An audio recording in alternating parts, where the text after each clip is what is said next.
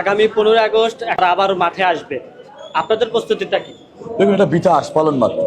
কারণ এই পরাজিত অপশক্তি কখনোই বাংলাদেশের মানুষকে আর সম্মুখভাবে ফেস করার সক্ষমতা রাখে বলে আমি মনে করি না। ঠিক একইভাবে গণমানুষের কাছে যেভাবে ধিকৃত হয়েছে, আমি মনে করি না সমাজে তারা খুব কম সময়ের মধ্যে সমাজেও অবস্থান করতে পারবে। তারপরও বাংলাদেশ জাতীয়তাবাদী শক্তি একটি গণতান্ত্রিক শক্তি। আমরা গণতন্ত্রে বিশ্বাস করি। আমরা চাই এই অবৈধ ফ্যাসিবাদী সরকার যাদের হাতে রক্তে রঞ্জিত আমার শিক্ষার্থী ভাইয়ের, আমার শিক্ষার্থী বোনের, তাদের বিচার নিশ্চিত করার পরে তারা যদি রাজনৈতিক শক্তি হিসাবে, গণতান্ত্রিক শক্তি হিসাবে ফিরতে পারে, সেক্ষেত্রে আমাদের কোনো বাধা নেই। কিন্তু যাদের হাত রক্তে রঞ্জিত আমার সহযোদ্ধার, দেশের মেধাবী সমাজের, তাদের নিশ্চয়ই বিচার নিশ্চিত করার পরে এই দেশে রাজনীতি করার সুযোগ দিতে হবে। এই জাতির কুলাঙ্গার সজীব অজয় জয় যখন বলেছে, ছাত্র জনতার এই ঐতিহাসিক বিজয়কে যখন অস্বীকার করে প্রকাশ্যে হুমকি দিয়েছে আগামীর দেশ কীভাবে পরিচালিত হয় দেখে নেবে, তারপর পরে শুরু হয়েছে ডাকাতি, খুন, রাহাজানি, লুটেরা।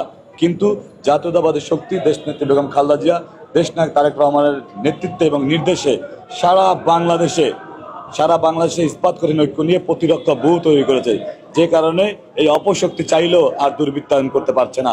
আমাদের শীর্ষ নেতৃত্ব, বিশেষ করে আগামীর রাষ্ট্রনায়ক, যিনি এই গণতন্ত্র পুনরুদ্ধার আন্দোলনে সারা বাংলাদেশের জাতীয়তাবাদী শক্তিতে তথা দেশপ্রেমিক শক্তিকে ঐক্যবদ্ধ রেখেছেন, শিক্ষার্থীদের অনুপ্রেরণা দিয়েছেন, বিভিন্নভাবে সহযোগিতার মাধ্যমে আজকে গণতন্ত্র বাস্তবায়ন করার যে নিরলস চেষ্টা করে গণতন্ত্র বাস্তবায়ন করেছেন। তিনি স্পষ্ট ঘোষণা করে দিয়েছেন, কোনো দুর্বৃত্তায়ন, কোনো রাহাজানি, কোনো লুটেরা আমার দলের সদস্য হতে পারে না। তিনি স্পষ্ট করে জিরো টলারেন্স ঘোষণা করেছেন। ইতিমধ্যে আপনি লক্ষ্য করেছেন, যারাই আদর্শচ্যুত হচ্ছে, যারাই লক্ষ্যভ্রষ্ট হচ্ছে, তাদের বিরুদ্ধে সাংগঠনিক ব্যবস্থা নেওয়া হচ্ছে। কিন্তু আপনি নিশ্চয়ই এটা লক্ষ্য করেছেন, সারা বাংলাদেশে আমাদের ছাত্রদল, যুবদল, স্বেচ্ছাসেবক দল সহ সকল অঙ্গ সংগঠন, এমনকি মহিলা দলও আজকে দাঁড়ে দাঁড়ে মানুষের নিরাপত্তা নিশ্চিত করার জন্য কাজ করছে, নিরলসভাবে কাজ করছে। আমাদের শিক্ষার্থী ভাই বোনেরা যারা বিপ্লবী আজকে বিপ্লব ঘটিয়েছেন, তারা রাস্তায় দাঁড়িয়ে, তারা বিভিন্ন অলিতে গলিতে দাঁড়িয়ে নিরাপত্তা নিশ্চিত করেছে। আমরা দৃঢ়ভাবে বিশ্বাস করি এই দেশটা আমাদের সবার, আমরা সবাই মিলে ইনশাআল্লাহ আগামীতে একটি স্বাধীন সার্বভৌম গণতান্ত্রিক বাংলাদেশ আমরা উপহার দিব। আজকে নিশ্চয়ই আপনি লক্ষ্য করেছেন, যিনি উপদেষ্টা মহোদয়, তিনি ভুল স্বীকার করেছেন। আর স্বাভাবিক কারণেই তিনি একজন অরাজনৈতিক লোক, তিনি ছিলেন একজন সাবেক সেনা কর্মকর্তা। সুতরাং রাজনীতির যে ভাষা, গণমানুষের আকাঙ্ক্ষা, স্বাভাবিক বর্তমান মানুষের যে সেন্টিমেন্ট, এই অবৈধ অগণতান্ত্রিক ফ্যাসিবাদী সরকার যাদের হাতের এখনো রক্ত লেগে আছে, তাদেরকে গণমানুষ গ্রহণ করতে পারছেন না।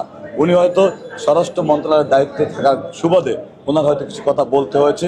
সেই কথাগুলো বলতে গিয়ে তিনি স্বাভাবিক কারণেই এই ফ্যাসিবাদের পক্ষে কিছু কথা চলে গিয়েছে, কিন্তু উনি দুঃখ প্রকাশ করেছে।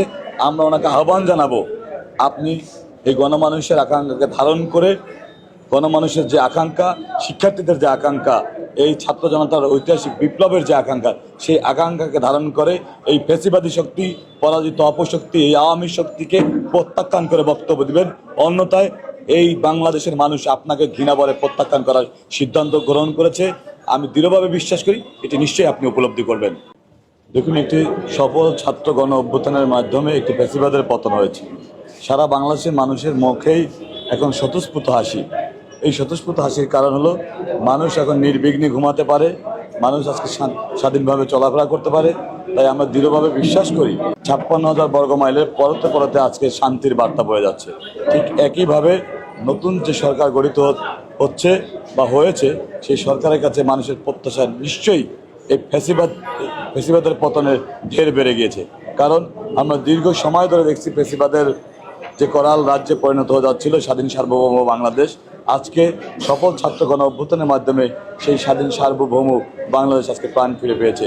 তাই আমরা ছাত্র হিসাবে, ছাত্র জনতার পক্ষ থেকে নতুন সরকারের কাছে দাবি তুলব, এই পরাজিত শক্তি যারা আজকে অপশক্তি, যারা আজও বাংলাদেশের স্বাধীন সার্বভৌম বাংলাদেশকে নিয়ে ষড়যন্ত্র করছে, তাদের বিরুদ্ধে কঠোর থেকে কঠোর ব্যবস্থা নেওয়ার জন্য অন্তর্বর্তীকালীন সরকার বা মিড টার্ম সরকার বা আপনি এই ধরনের সরকারগুলো তো একটি ক্রাইসিস পিরিয়ডেই আসে।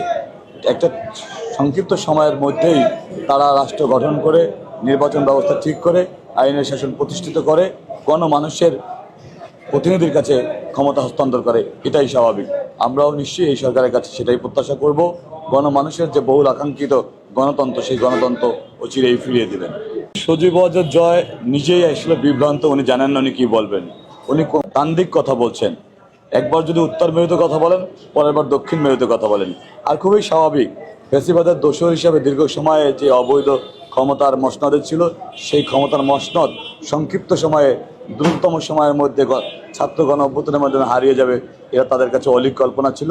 কিন্তু আমরা যারা গণতন্ত্রে বিশ্বাস করি, আমরা দৃঢ়ভাবে বিশ্বাস অতীত ছিল আমাদের, একদিন এভাবেই ছাত্র গণ অভ্যুত্থানের মাধ্যমে এই ফ্যাসিবাদের পতন হবে।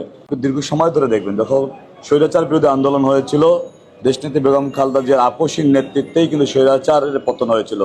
পাশাপাশি শেখ হাসিনা চট্টগ্রামের লাল দিঘির ময়দানে বসে ঘোষণা করেছিলেন, যিনি এরশাদের সাথে নির্বাচন করবেন তিনি জাতীয় বেঈমান।